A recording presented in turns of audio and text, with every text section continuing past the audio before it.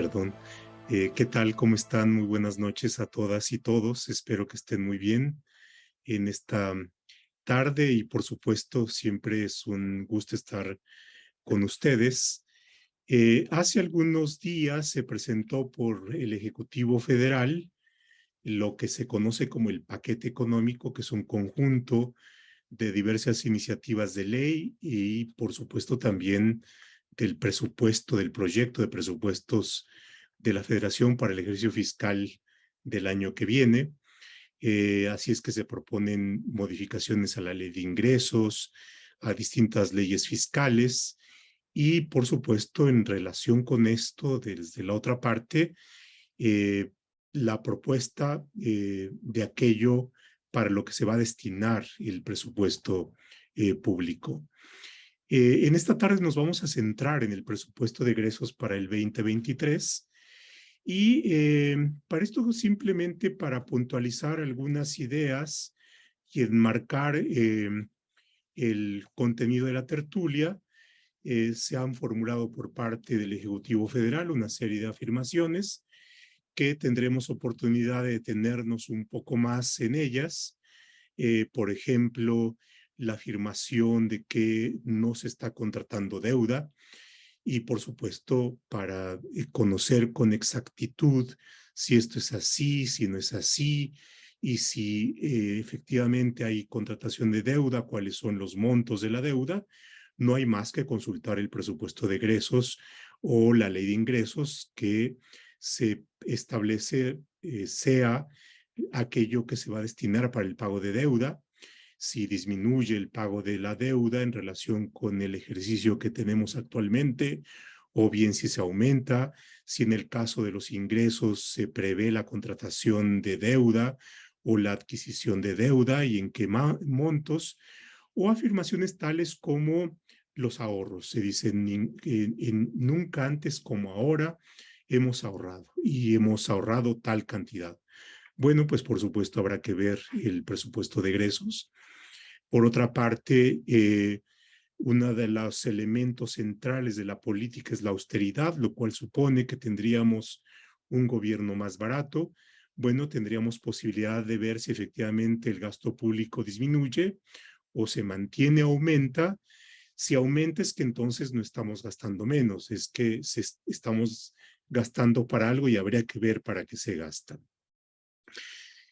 Por otra parte, pues por supuesto, eh, para conocer con mayor precisión cuál es la efectividad de los derechos, dado que los derechos cuestan, la educación, la salud, eh, el gasto al medio ambiente, eh, son medidos en función de cuál es el presupuesto público que se destina a ese gasto y, por supuesto, si queremos conocer con mayor exactitud en qué se va a gastar, el presupuesto, sus anexos, nos van señalando cuáles son los rubros específicos del gasto. Así es que estos son algunos de los temas que iremos abordando. Y para tocar estos temas he invitado a dos expertos en el tema. Mariana Campos, bienvenida. Qué gusto tenerte aquí con nosotros. Mariana es economista. Ella está en México Evalúa y es una de las conocedoras del tema. Así es que bienvenida, Mariana, a esta tertulia. Y también está Manuel Guadarrama. Bienvenido, Manuel. Manuel es abogado. Él está como responsable del proyecto en esta área en el Instituto Mexicano de la Competitividad y es uno también de los expertos que tenemos en México sobre el tema.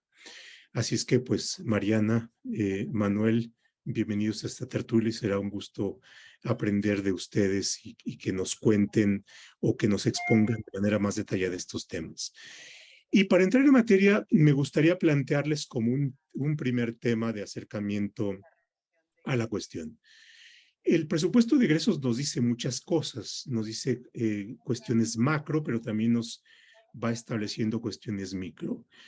En el presupuesto de egresos vemos expresada en la realidad cuáles son las tendencias y cuál es el sentido que cada uno de los gobiernos le da, en la medida en que aquello que dice tiene que ser respaldado por recursos públicos y, por supuesto, analizando los recursos públicos nos permite establecer o inferir si es que hacemos un ejercicio ahí de lógica, o bien simplemente explicitar cuáles son los propósitos del gobierno y particularmente de las políticas del gobierno. Y esta es una primera cuestión.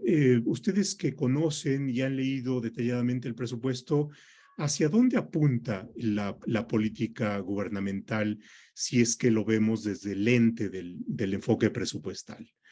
Tenemos ya el cuarto año de gobierno, vienen no solamente cuestiones relevantes para los propios proyectos centrales del gobierno federal, y ahí pienso en las obras de infraestructura, sino que también tenemos un contexto político específico, nos acercamos a las elecciones y también tenemos problemas económicos globales, la inflación, por ejemplo, ¿no?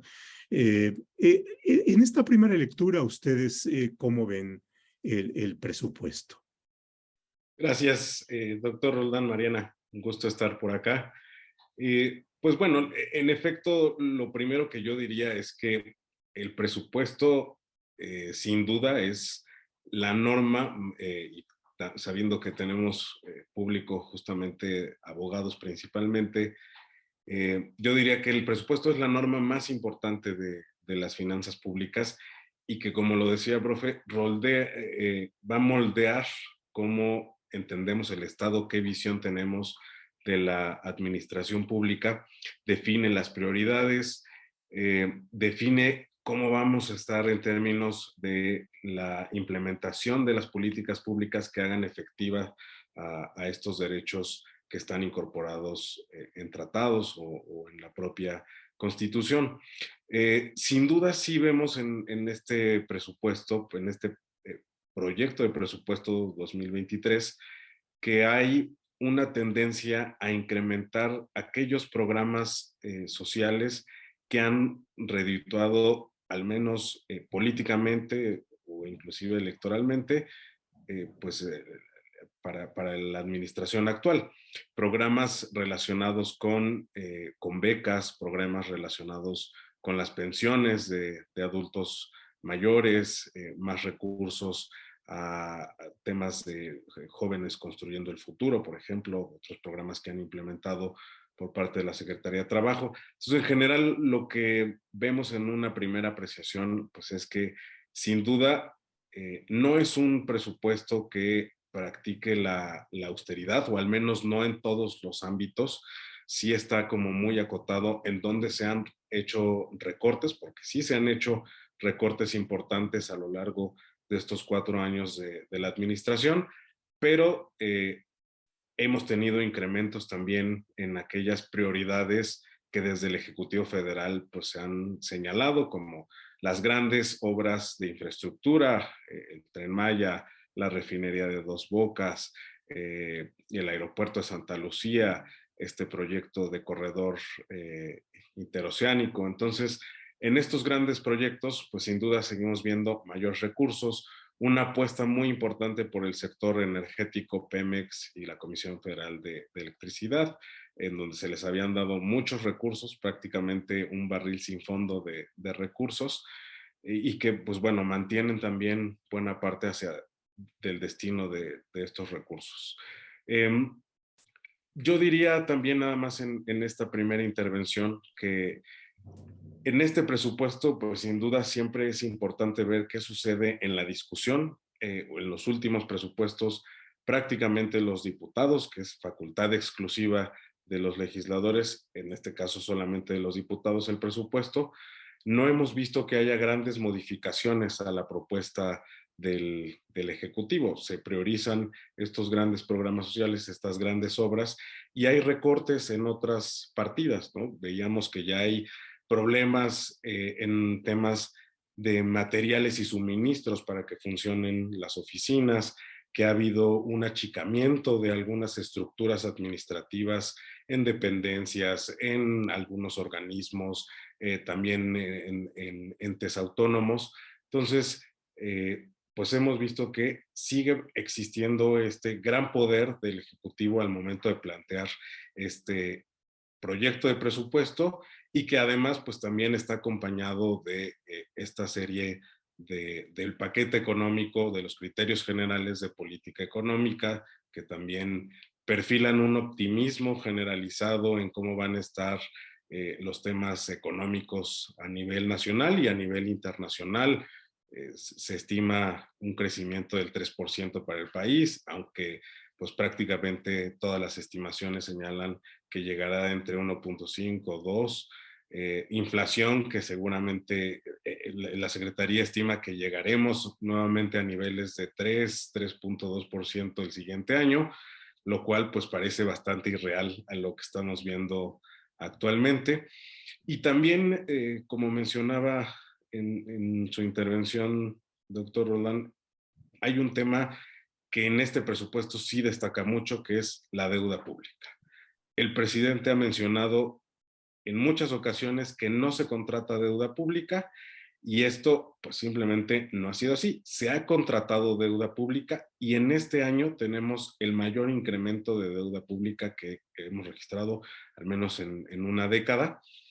Son más de 1 billón de pesos los que se estiman para contratación de deuda pública, lo cual pues realmente nos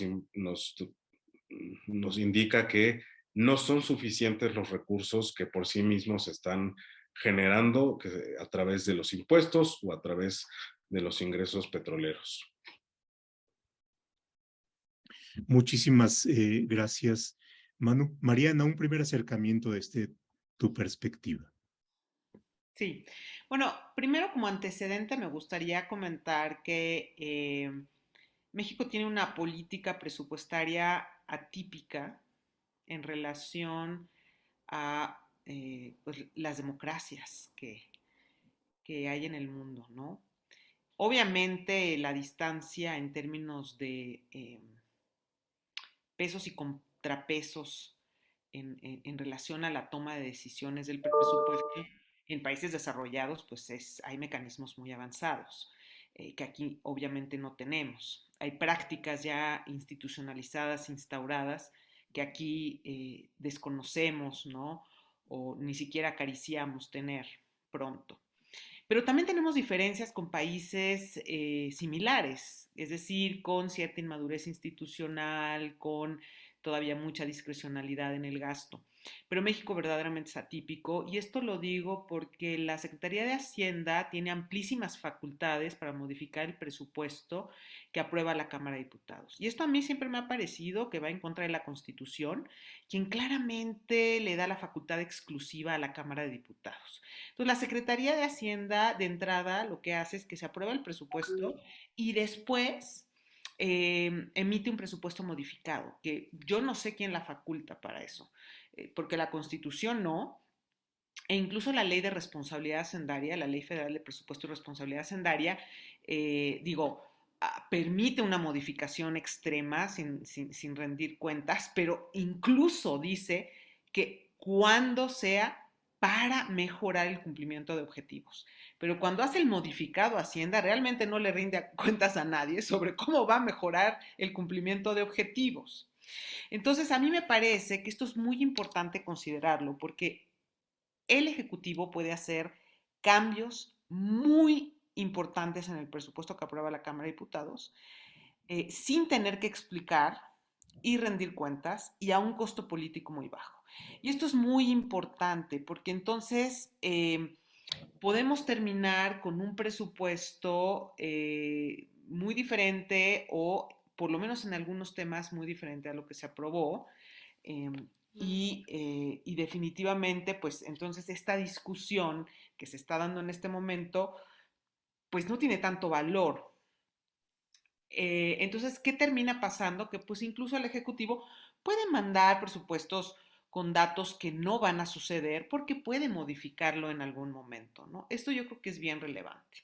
Bueno, dado este contexto, Y bueno, esto es importante porque mucha gente me dice, oye, siempre tienen malas noticias sobre las finanzas públicas, pero no las vemos quebrar, no vemos una crisis fiscal. Y es justo por esta capacidad de ajuste. O sea, en México el gobierno, el poder ejecutivo puede quitarle el presupuesto a los derechos humanos, por ejemplo, el derecho a la salud, y no pasa nada. Entonces puede ajustar a tal grado el gasto que no va a caer en una crisis fiscal. Porque la variable de ajuste se vuelve la salud de las personas, la vida de las personas. Y entonces esta capacidad de ajuste le permite maniobrar tremendamente para evitar una crisis fiscal, algo que no se ve en otros lados. En otros lados en donde se cumplen los derechos humanos, entonces entras en una crisis fiscal o tienes que salir a recaudar o tienes que salir a pedirle prestado al Fondo Monetario Internacional en cierto momento porque resulta que pues no hay manera de ajustar las cifras como se pueden llegar a ajustar acá. Yo creo que eso es muy importante para entender el contexto institucional del presupuesto. Ahora, en esta administración en específico hemos visto algunas tendencias que llaman mucho la atención porque además son muy contrarias a la narrativa que se ha construido alrededor de esta administración, desde que estaba el presidente, era candidato, hasta ahora como presidente. Por ejemplo, yo no veo que se privilegie a los que menos tienen en el presupuesto. Por ejemplo, los programas sociales, el más importante es el programa de atención a perdón, de la pensión a los adultos mayores.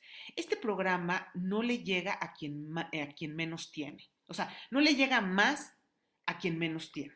Es un programa regresivo y esto está incluso documentado por la Secretaría de Hacienda y Crédito Público, ¿sí? Entonces llama mucho la atención en una administración que ha prometido y que ha dicho una y mil veces primero los pobres. Segundo, vemos también no solamente, o sea, vemos en el ejercicio del gasto de salud un descuido tremendo y que no da uno crédito a la atención de las personas sin seguridad social. Por ejemplo, con la transición al INSABI se eliminaron convenios que había con el sector privado, con organizaciones civiles que beneficiaban sobre todo a personas sin seguridad social que necesitaban tratamientos muy caros para atender temas de cardiopatía o cáncer de mama, por ejemplo. Pues esos convenios fueron eliminados y lo que hemos visto es un recorte tremendo en los presupuestos para el cáncer especialmente las personas que no tienen seguridad social. Vemos además una caída tremenda en la operación de los servicios de consulta para estas personas. Eh, También vemos un presupuesto en infraestructura que está muy focalizado en pocos estados del país, porque es un presupuesto muy centrado en el tema de hidrocarburos, que esto no es típico nada más de esta administración, ya venía pasando, pero en las administraciones anteriores habían otros presupuestos para la infraestructura regional que desaparecieron en esta administración porque tenían problemas de discrecionalidad, corrupción, lo que tú quieras, pero no fueron sustituidos con mejores fondos o un mejor manejo de estos fondos. Entonces lo que terminó pasando es más bien que se quedó el tema como sin atención. Entonces sí veo claramente en este presupuesto que no se está privilegiando muchas demandas sociales muy sentidas. El otro tema es la seguridad pública, ¿no? Ahorita en este presupuesto se está tratando, o sea, hay un incremento en el gasto de seguridad federal de 6.6%, es una propuesta, pero esto finalmente no está logrando todavía que en el promedio, por ejemplo, de 2012 a 2023, pues el gasto en seguridad pública, que es la demanda más sentida de la sociedad mexicana, eh, logre responder a la dinámica de crimen. Por ejemplo, este gasto en este lapso de tiempo que estoy comentando ha crecido en promedio 0.5% anual, pero la economía ha crecido en promedio un punto del PIB anual, la población crece en un punto también anual Y el crimen crece mucho más que eso, cerca de 6 puntos anuales, ¿no? En el periodo que he analizado. Entonces, tenemos todavía un gasto en seguridad que no atiende la dinámica de crimen, a pesar de ser la demanda más sentida. Entonces, es increíble ver cómo el presupuesto, pues en efecto, es más, refleja más la visión del gobernante que la visión o la necesidad expresa de la sociedad en distintos temas. Tenemos ya con la intervención de ustedes un primer acercamiento al panorama general y han ustedes ya tocado algunos puntos específicos, pero me interesaría ir analizando con mayor detalle ciertas cuestiones que han planteado. En lo personal, me parece que el que demos becas a los adultos o financiamiento a los adultos mayores que no tienen mecanismo de seguridad social no está mal. En fin, no me parece de igual manera bueno que ese gasto social no vaya dirigido a quienes más lo necesitan, sino se concentre en una capa de población que inclusive puede tener formas específicas de allegarse de recursos para la vejez. En fin, ahí tenemos una cuestión de dirección. Ahora, y ahí es donde nos metemos al tema de que si siendo una promesa de ayudar a los sectores más desprotegidos, no es así, entonces tenemos una diversidad de explicaciones del por qué o una serie de razones de por qué a lo mejor intencionalmente es así, ¿no? Uno pensaría, bueno, pues a lo mejor hay un problema en el padrón de beneficiarios y aquellos que están en circunstancias peores no están dados de alta y por tanto no llegan los recursos. O quizás ahí no está la base electoral y la base electoral está en un sector. Me acordé de alguna vez que fui al mercado y encontré los precios de aquello que iba a comprar, no sé, 50% más altos.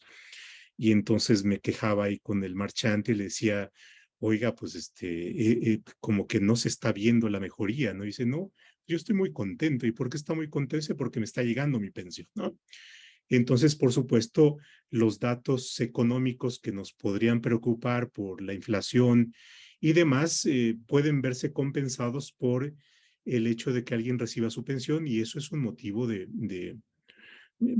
digamos, de cierto bienestar, para llamarlo de alguna manera. Entonces ahí tenemos una parte, pero la otra, ampliando la perspectiva, es, bueno, aún los recursos para ese tipo de ayudas sociales tienen que ser financiados.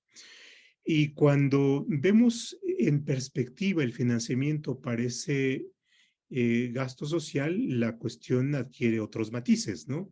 Uno de los problemas más complejos en tratándose de finanzas tiene que ver con las pensiones. Las pensiones van aumentando, la población va envejeciendo, aquellos que están en edad productiva pues tienen que soportar las cargas y esto nos plantea un problema de financiamiento, de cómo soportar en la medida en que vaya pasando el tiempo y también nos lleva a pensar en las generaciones futuras, ¿no?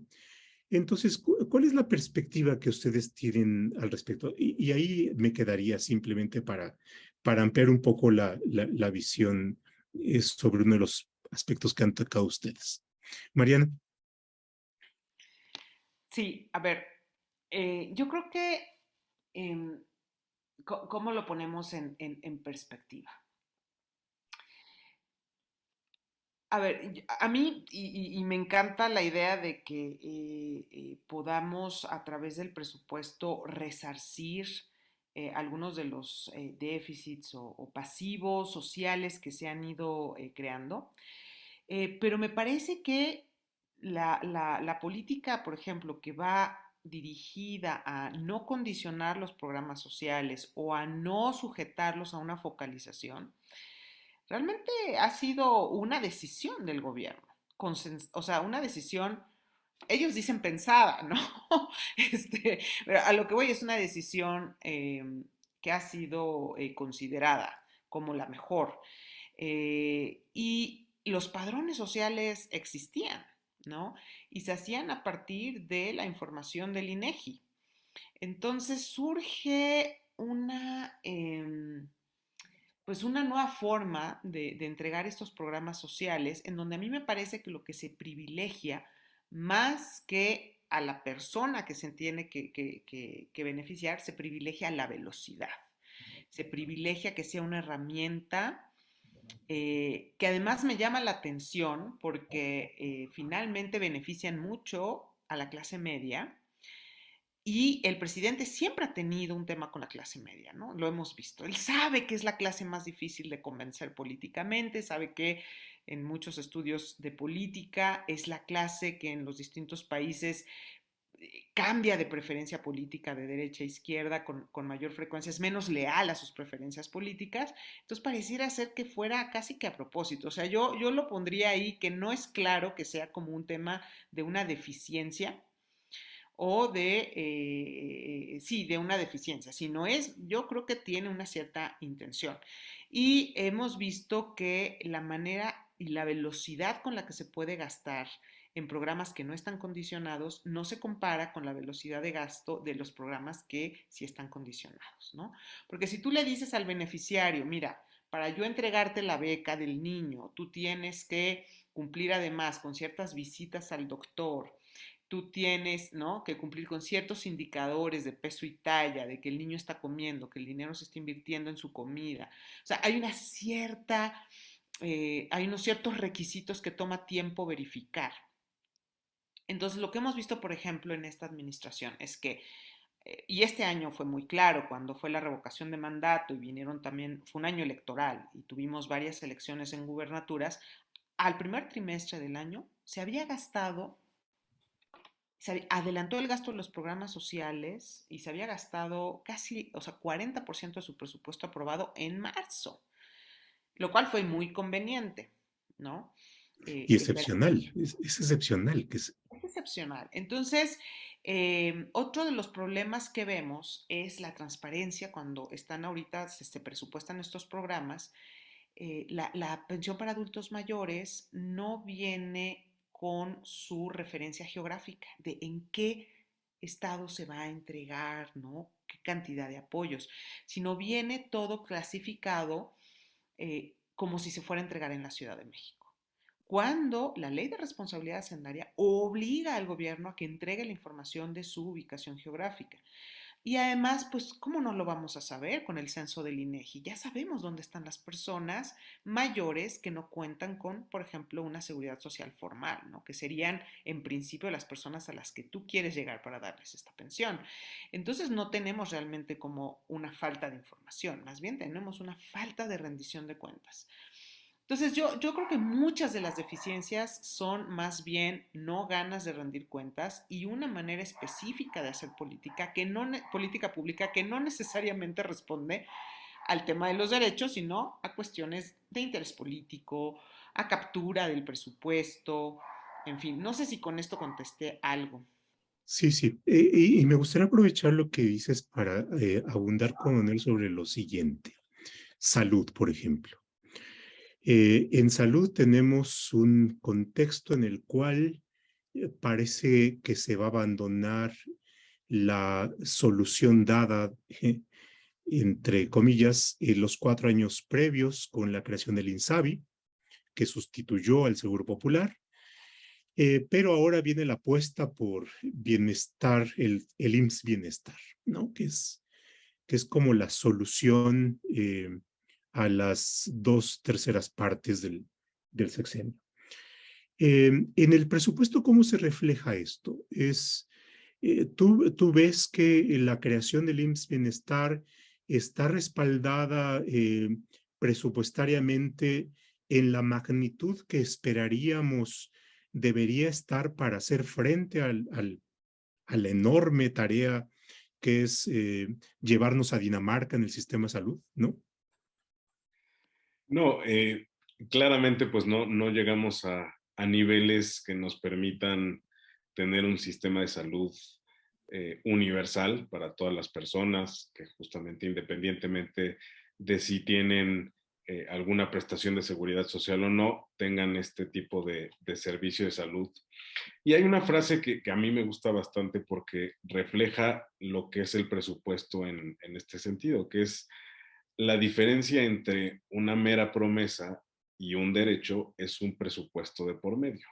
Si no asignamos recursos públicos, presupuestos, con el gran paréntesis que ya mencionaba Mariana, que se pueden modificar y terminan siendo miles de millones de pesos los que hay de variación entre lo que se presupuesta y lo que se termina gastando, pero aún así, si desde un inicio no tienen el IMSS Bienestar o algunos centros de salud, hospitales regionales, hospitales de alta especialidad, los institutos nacionales, en tema por ejemplo, de cancerología o en tema de investigación genómica o en tema de pediatría, que inclusive tienen para este proyecto de presupuestos recortes en relación a lo que tienen asignado para este año 2022. Entonces, lo que vemos ahí es que si bien el presupuesto continúa creciendo en términos reales, crece más de 10%, entre 11 y 13% hay un incremento de este presupuesto respecto a lo que estamos gastando este año. Entonces, realmente esta austeridad, como decía, pues no es tal o no es tal en todo el presupuesto. Hay porciones, hay instituciones, hay entes públicos que sí están siendo sujetos de esta política de austeridad por parte del presidente, se les aprietan los recursos y pues obviamente es mucho más difícil cumplir con el mandato que tengan o las funciones encomendadas que tengan asignadas. Y regresando al tema de las pensiones, viéndolo también, digamos, sí es un derecho de las personas adultas mayores, es una buena noticia que puedan tener recursos para pensiones. Aquí lo grave, digamos, de este tema de las pensiones, pues es que no estamos viendo realmente una solución, ya no digamos en el largo plazo. En el mediano plazo, actualmente, pues el tema es prácticamente insostenible. Ha sido una bola de nieve que ha ido creciendo y que no podemos detener el ritmo de crecimiento de este pago de las pensiones, mientras que, ya decía Mariana, el país ha crecido muy poco, las pensiones están creciendo a un ritmo de más de 6% cada año. Entonces, esto hace que de los 8.3 billones de pesos, que es el total del presupuesto que se estima para el siguiente año, más de 1 billón solamente, 1.3, o inclusive llegando, considerando este programa de pensiones adultos mayores, a 1.7 billones de pesos, solamente se van a ir destinados a este pago de pensiones. Y en este sentido, pues ya empieza justo este problema de un presupuesto que no es intergeneracional, que no da oportunidad realmente inclusive a los jóvenes, ¿no? Un millennial o las generaciones posteriores, pues ven que se les está cobrando ciertos impuestos, que no se dan buenos servicios en materia de educación, de salud, de seguridad, y que además se va a tener que estar pagando con su trabajo, pues una serie de pensiones que cada año continúan incrementándose. Entonces, creo que es, digamos, ahí en esa parte que preocupa cómo está actualmente diseñado el presupuesto y que no vemos que haya una respuesta de fondo a este problema de cómo pagar estas pensiones, cómo pagar este presupuesto. Eh, en esta administración se tenía la gran oportunidad de emprender una gran reforma fiscal que justamente pues fuera inclusiva, que hiciera justicia fiscal, digamos, en este sentido. Y pues lo que vimos es que se desaprovechó completamente el capital político que se tenía para toda esta serie de reformas estructurales, fiscales, que se requerían para darle sostenibilidad y viabilidad a este ritmo de gasto que traemos. Ahora, Mariana, en tu intervención pasada apuntabas una cuestión que me gustaría ampliar la relación que hay entre el presupuesto de egresos y el federalismo y el gasto federal y el manejo que se le da y las orientaciones que tiene, planteando algunas cuestiones. Eh, Simplemente para poner como algunas muestras de esto.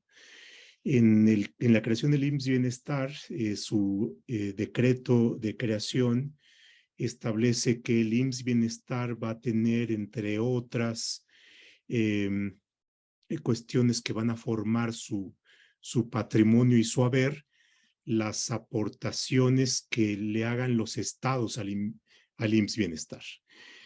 Pero así como tiene este fraseo, no encontré una cuestión mucho más clara que vincule al gobierno federal a darle a suministrar los recursos eh, del presupuesto federal en una magnitud que yo esperaría que es la que debe darse.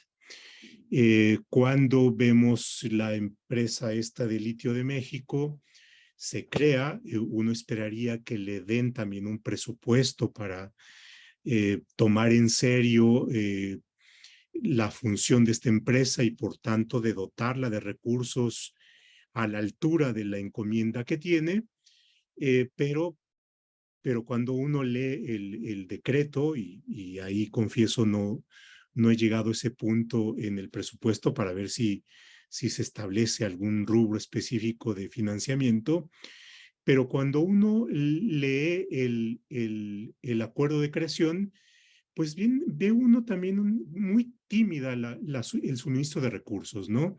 Eh, y más bien pareciera ser que se va a financiar con aquello que le sobra a la Secretaría de Energía en su presupuesto ordinario, ¿no? Entonces uno se plantea preguntas, pero por otra parte se le da al gobernador del estado de Sonora la función de coordinar a Litio de México, ¿no? Y entonces hay uno, eh, digamos, con esta idea de que es una empresa federal de la cual debería ocuparse el gobierno federal, se involucra a un gobierno estatal, una función que suena relevante, pero que por otra parte tampoco tiene un asidero en el acuerdo de creación de esta empresa, ¿no?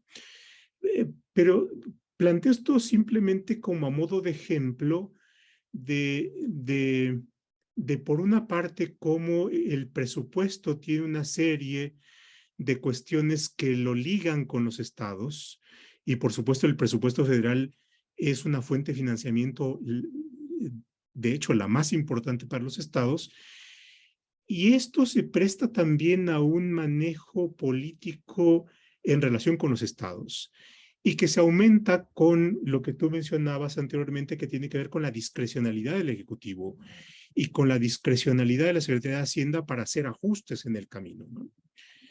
Y bueno, pues por supuesto, en tiempos de elecciones uno pensaría malamente que también podemos tener una cierta orientación política del presupuesto en relación con aquellos estados que puedan tener mayor afinidad política con el gobierno federal y que no necesariamente va a ser un trato igualitario con aquellos gobiernos respecto de los cuales no tenga esa afinidad política. En otros sexenios hemos visto casos en donde, por ejemplo, en materia de seguridad, se trata de manera desigual a los gobiernos que tienen una misma pertenencia en el partido y se trata diferente y no necesariamente mejor a aquellos gobiernos que tienen una diferencia en el origen partidario. Eh, ¿Cómo ves tú esto para el presupuesto 23? Bueno, este es otro gran tema. Empezaré también con un poco de contexto, ¿no? Este es un país que se creó sin pensar en los impuestos, ¿no? Decidimos crear un país y decidimos hacer políticas públicas, pero no consideramos que el antecedente de un país y de las políticas públicas es el financiamiento público y por ende el pago de impuestos, ¿no? Entonces hay una situación de subdesarrollo en las haciendas locales tremendo. el predial, el 90% del predial realmente viene del 5% de los municipios, ¿no? A pesar de que el predial se cobra como en la mitad, en realidad, pues el dinero viene del 5% de los municipios. Entonces, esto nos habla de un subdesarrollo tremendo y lo que sucede es que esto termina en una dependencia fiscal enorme de los gobiernos municipales y estatales al presupuesto federal, ¿no? Eh, y esto ha hecho que entonces exista una relación eh, no necesariamente saludable, políticamente saludable, entre la federación y los gobiernos estatales y municipales que siempre están necesitados de recursos. Entonces, por supuesto que existe el incentivo por parte del gobierno federal de eh, utilizar, ¿no? Como moneda de cambio los apoyos que puedan venir de la federación para el respaldo político de algunas reformas o de medidas o simplemente de narrativas del gobierno federal, ¿no? O sea, busca apoyo político a cambio de beneficios que puede dar la federación, como podría pasar, que es el caso del estado de Sonora, en esto que tú mencionas de litio, o también los estados que han decidido renunciar a sus recursos en salud para dárselos a la federación y entonces ser parte de esta transición que ha puesto el gobierno en la mesa, ¿no? Entonces, por supuesto, nosotros, esto sin duda pasa. Probarlo es complicado. Alguna vez nosotros lo hicimos en el sexenio anterior, probamos como con el ramo 23, con ciertos programas discrecionales del ramo 23, no con todos, pero habían un par de programas específicos que literalmente tenían una correlación en términos de los montos de aumento para ciertos gobiernos de simpatía política en obviamente momentos electorales. Entonces, sobre todo esto pasa con nuevas iniciativas, o sea, ya con las participaciones y las aportaciones es difícil, aunque siempre puede suceder, pero también ahí los gobiernos tienen instrumentos legales y de hecho, no, o sea, si uno revisa resoluciones de la Corte en la materia y todo, no es menor. Gobiernos se han quejado y lo han puesto en la mesa y a mí me tocaban más participaciones y esto es un castigo injustificado y ha pasado y se han resuelto ese tipo de controversias. Entonces sí hay todo el incentivo, ¿no? Porque tenemos a unos gobiernos necesitados de recursos, muy dependientes fiscalmente hablando, y a un gobierno federal que está buscando apoyo político, que está buscando respaldo para emprender algunas políticas públicas, ¿no? Entonces, yo creo que lamentablemente es así. Pero sí quisiera atarlo un poco al tema de nuestro pecado original como país, ¿no? De querer lanzar un país sin una base de financiamiento. Y ese es el gran pecado que hay, por ejemplo, en la seguridad pública, ¿no? O sea, si no tienes predial, que es la principal fuente de financiamiento de la seguridad pública en el mundo, especialmente en países federales. Entonces, ¿y qué sucede? Que nos encanta. O sea, a los gobiernos en México les fascina lanzar sistemas, nuevas políticas públicas y nunca con financiamiento que acompañe, ¿no? Y eso lo vimos en el Sistema Nacional de Seguridad Pública. ¿Cómo se lanza este sistema? Se propone en la Ley General del Sistema Nacional de Seguridad Pública que los dos fondos que van a financiar ese sistema son el Fortamun y el FASP. Fondos creados 10 años antes que ya tenían un destino de gasto. Imagínate que propones fondos ya viejos con una década de existencia que obviamente ya se están utilizando para otros fines como tus principales fondos para financiar el Sistema Nacional de Seguridad Pública. Pues entonces el sistema nace con un financiamiento infactible de entrada, ¿no? Y así te puedo mencionar el sistema anticorrupción y seguramente así está el tema del litio y así va a estar esta transición a IMSS bienestar. Entonces, es nuestro gran pecado. Lamentablemente, la Ley Federal de Presupuesto y Responsabilidad Hacendaria no se cumple. Está obligado el gobierno, el poder ejecutivo y también los legisladores, quien presente una iniciativa de ley, está obligado a presentar un estudio de impacto presupuestario, pero no se cumple y no pasa nada. Vaya, te has planteado yo creo que has puesto el dedo en la llaga de que necesitamos pensar las cuestiones básicas y por supuesto una cuestión básica es el financiamiento, ¿no? Los derechos cuestan, diría un libro, los derechos tienen un costo, ¿no? Los derechos cuestan y el presupuesto tiene que ver con la magnitud y el alcance de los derechos. Si lo vemos desde una perspectiva más de derechos individuales o derechos sociales, pero también son relevantes para estos bienes públicos, como la seguridad, ¿no? Y ahí está como la clave de estas cuestiones. Ya en esta línea de irnos hacia la conclusión de la charla, hay diversas preguntas y comentarios de quienes nos acompañan.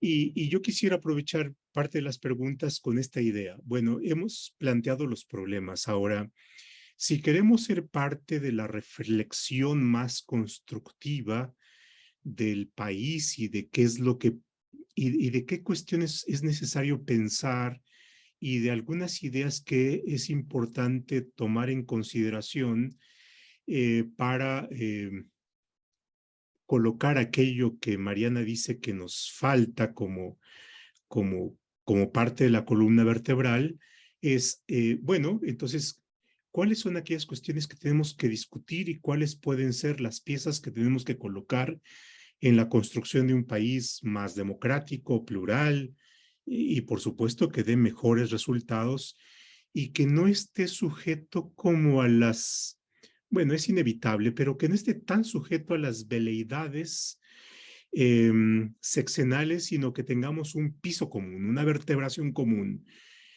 dando lugar, por supuesto, a la pluralidad de la democracia, que es parte esencial de esto, ¿no? Por ejemplo, algunas cuestiones que llevan a pensar en esto. Decía don Antonio Carrillo, necesitamos, por ejemplo, pensar que en el presupuesto también hay que meter a la discusión al Senado o tiene que quedarse solamente en Cámara de Diputados. Tenemos una de las cuestiones de Mariana, tenemos que pensar en cómo reducimos la discrecionalidad del Ejecutivo de tal manera que esto no sea parte de un capricho, que sean tomadas en cuenta también otras necesidades, que no se queden truncos proyectos, o tenemos que darle la mayor flexibilidad o cierta flexibilidad para ajustar las cosas dependiendo de la coyuntura. Eh, Tenemos que pensar en cuestiones de mayor participación de la sociedad, por ejemplo, para defender eh, que ciertos rubros de gasto no disminuyan porque se garantizan ciertos derechos sociales y si disminuyen y no se plantean mejores alternativas, entonces tendríamos una cuestión de regresividad y por supuesto esto afectaría el primero constitucional que señala que los derechos deben ser progresivos y no regresivos. Eh, con Mariana y con Manu hemos presentado algunas acciones ante los tribunales y nos enfrentamos ante el problema de que los ciudadanos no tenemos interés legítimo para presentar ciertas acciones en defensa del presupuesto. Y por supuesto, ahí también se plantea una discusión argumental de por qué es que los ciudadanos sí tenemos derechos sobre el presupuesto, ¿no? Es decir, el presupuesto se forma con los recursos de los contribuyentes y por tanto tenemos un interés no solamente legítimo, sino deberíamos tener como en esto las acciones para poder llevar a cabo no solamente en defensa de los recursos, sino también de rendición de cuentas, porque en la medida que no tenemos rendición de cuentas, entonces tenemos cajas negras, ¿no?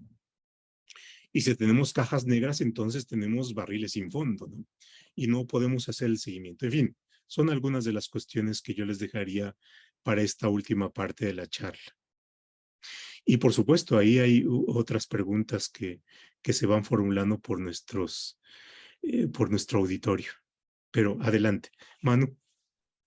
Qué gran pregunta y qué difícil de concretar porque son tantos temas justamente los que tendríamos que estar corrigiendo, discutiendo, modificando.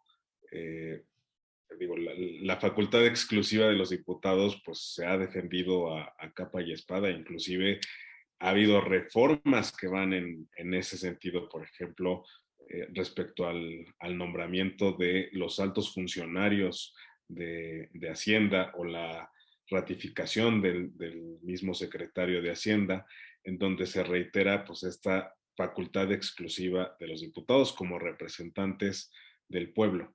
Entonces, desde ahí tenemos un tema que da para mucha discusión, pero contestando a la pregunta de qué tendríamos que estar haciendo, la verdad es que el presupuesto pues es, decía, el documento más importante porque ahí se concentran pues una serie de decisiones, de acuerdos, de recursos que van a hacer viable la implementación de políticas públicas. Pero el presupuesto realmente pues alimenta todo un ciclo de las finanzas públicas. Y ya si hablamos de este ciclo de las finanzas públicas, pues la ventana de oportunidad está en cada una de estas grandes etapas que lo conforman. Hay problemas en la planeación de qué se espera, digamos. No tenemos, por ejemplo, en materia de infraestructura, Mariana también ha estado en esa batalla varias ocasiones, de tratar de que se planee a largo plazo las grandes obras de infraestructura y no sean ocurrencias en donde pues está, por decirlo menos, de cuestionable el beneficio que van a dar en un futuro a la sociedad. Es decir, tendríamos que tener proyectos de infraestructura que estén pensados en el largo plazo y un instituto, un órgano que sea encargado de ver cómo se va a realizar las obras de infraestructura, por qué se estiman de cierta forma o de otra. Es decir, esta parte de planeación es importante. La parte de presupuestación, pues obviamente ya decíamos, hay problemas. O sea, el Ejecutivo sigue haciendo decretos, crea entes públicos, crea empresas y no tienen una asignación. En el caso del litio, pues nace sin una asignación presupuestal. Veremos si los diputados le asignan recursos, pero digamos, ahí es evidente los problemas que tiene el presupuesto y no digamos en la parte de ejecución, que ya decía también Mariana, pues cómo está este tema de discrecionalidad y la única obligación que se tiene es de informar en los informes trimestrales que se tiene la obligación de presentar al Congreso. La única obligación que tiene el Ejecutivo es decir, modifiqué el presupuesto y varié más de 5%, y ahí se acaba toda la obligación.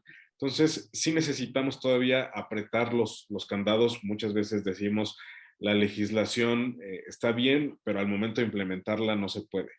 Si esa es, digamos, la respuesta, pues realmente el problema no está en que la legislación esté bien. Sí tenemos problemas en la legislación, en materia de responsabilidad hacendaria, en materia de ejercicio de los recursos públicos y en la parte de, por ejemplo, vincular las evaluaciones del gasto que se hacen, las evaluaciones del presupuesto para el momento de reasignación de recursos al siguiente año. No puede ser posible que tengamos institutos como el Coneval, que son los encargados de evaluar si un programa es efectivo o no, ya no digamos si tienen reglas de operación también o no, no puede ser posible que tengamos ahí diagnosticado perfectamente que un programa social no da beneficios a la población, es regresivo, no está funcionando bien y aún así le asignemos mayores recursos para el siguiente año.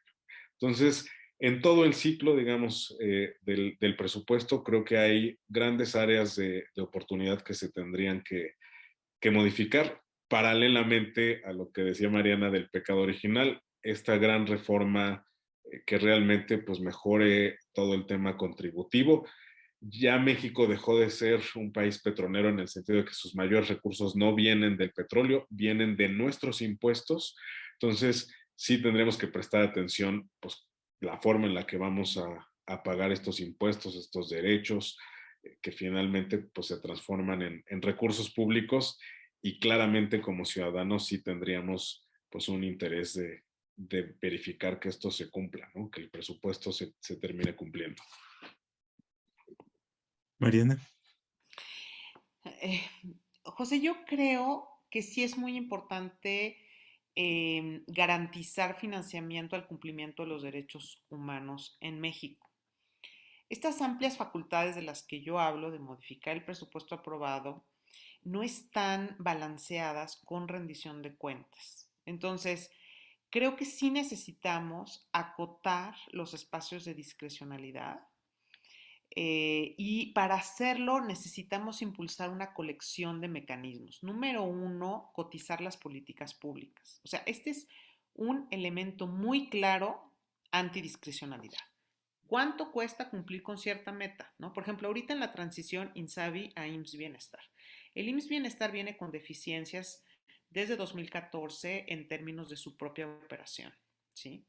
No nos ha salido claro, no sabemos cuánto cuesta transitar para al IMSS Bienestar, es decir, para que este instituto, este programa pueda atender a los millones y millones de personas que no tienen seguridad social en México. Entonces se transitó, o sea, y se tomó una decisión sin saber cuánto costaba poner al tiro esta institución para poder adoptar una meta de ese calibre. Entonces, eso es lo que está mal. O sea, tenemos que ordenar el proceso de política pública y tenemos que tener, primero que nada, cotizaciones de lo que implica. Así vamos a... La siguiente pregunta es, ¿esto te cuesta? ¿Cómo se va a pagar? ¿Cómo lo piensas pagar? ¿No? Entonces, ¿qué sucede actualmente? Que tenemos una gran diferencia en términos de poder entre el poder ejecutivo y el legislativo. O sea, el legislativo todavía es un poder muy subdesarrollado en relación al poder del ejecutivo. Entonces, necesitamos una colección de mecanismos. Por eso hemos insistido en un consejo fiscal que tenga esta capacidad de cotizar las propuestas de política pública, las leyes. Necesitamos también, a la par, incrementar la participación de la sociedad en todo el ciclo presupuestario, ¿sí? Eh, necesitamos, y bueno, quiero aclarar, cuando me refiero a un consejo fiscal, me refiero a un ente apartidista con capacidad técnica para evaluar tanto el presupuesto y paquete económico que se propone como su ejercicio y poder dar recomendaciones de política pública. Este consejo debe tener autonomía de gestión, autonomía presupuestaria y voz propia. Porque actualmente existen oficinas en el legislativo que no tienen voz propia. Ellas no pueden emitir un comunicado por su parte. Todo les es autorizado desde la Secretaría General de cada una de los poderes, de la Cámara de Senadores y de Diputados. Entonces necesitamos con voz propia. De esta manera se puede nutrir el debate. Entonces, lo que necesitamos es nutrir este debate, que participe la sociedad, que participe un cuerpo técnico de parte del legislativo y por supuesto la secretaría, ¿no? Entonces, de esta manera achicamos la discrecionalidad, elevamos el costo político de someter paquetes poco realistas o de llevar a cabo modificaciones también, digamos, hasta cierto punto abusivas. Entonces, todo lo que tú fuiste mencionando ahorita, Pepe, creo que sí es importante. Y otro tema, en lo que desarrollamos esta discusión informada del presupuesto, hay emergencias que atender. Entonces, en el corto plazo, mi recomendación es incluso etiquetar ingresos para garantizar que haya financiamiento a algunos fines que no son interesantes o populares para nuestros gobernantes.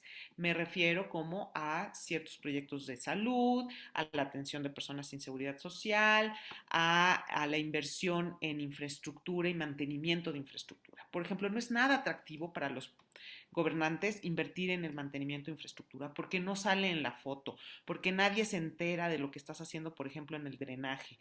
Y como ellos viven del aplauso, entonces hay una tendencia, no solo en México, en el mundo, a no considerar estos presupuestos. Entonces tenemos que crear etiquetas y obligaciones legales. Sí es una pena que lamentablemente, como tú lo mencionaste, Pepe, o sea, los ciudadanos no estemos reconocidos de interés legítimo en este tema. Eso es muy grave. Y eso ha permitido que se incumplan leyes o que se generen leyes contrarias a la Constitución y que no se pueda reclamar al respecto. Entonces, también tendríamos que avanzar en esquemas que permitan judicializar más estas, digamos, estos reclamos. porque solo así vamos a ir construyendo un presupuesto mucho más ciudadano y que realmente se vaya a financiar los derechos humanos. Creo que con la transición a la democracia y ahorita en una democracia electoral plena, ha perdido calidad el gasto público. Los incentivos han premiado demasiado el corto plazo. Entonces, todo aquello que nos permita planear las finanzas públicas, ampliar su plazo, es importantísimo. Y esto ya lo vemos en otros países. Por ejemplo, en Perú, ya lo que son los compromisos de endeudamiento ya se autorizan a 5 años, ¿no? De tal manera que cuando llega un gobierno, o sea, no está en función del gobierno, sino ya son políticas de Estado. Por eso el Consejo Fiscal, porque hace una proyección y planeación de las finanzas públicas que trasciende sexenios, ¿no? O como decía Manuel, la planeación de la infraestructura que obedezca a diagnósticos objetivos técnicos y que no sean las promesas de campaña que se ocurren ahí, ¿no? Así son ocurrencias y que favorecen a grupos de interés. Entonces, todo lo que nos permita planear a mayor plazo, aumentar la participación ciudadana, disminuir la discrecionalidad, garantizar presupuesto a los derechos humanos, es bienvenido y tenemos que como sociedad de verdad tomarnos esto muy en serio, porque la institución presupuestaria fue pensada para un régimen previo a la transición democrática. O sea, la Secretaría de Hacienda, el cómo se hace todo esto, de verdad quedó primitivo en un México que ya no existe. Ahora hay competencia electoral y resulta que nuestro presupuesto se vuelve un botín y está cooptado por los intereses electorales y políticos. ¿Cómo los ciudadanos rescatamos nuestro presupuesto? Pues con esta lista de cosas que he mencionado y que tú también ya sugeriste por ahí. Pues muchísimas gracias Mariana, muchas gracias Manuel por acompañarnos en esta reflexión y por supuesto a todos quienes nos han acompañado en una extraordinaria audiencia y la verdad preguntas muy interesantes. Después les enviaremos las preguntas de nuestros invitados para que las conozcan y por supuesto nos estaremos viendo posteriormente. Pues muchas gracias Mariana y Manuel. Al contrario, gracias. Gracias a ti, hasta luego. Hasta luego. Gracias. Bye,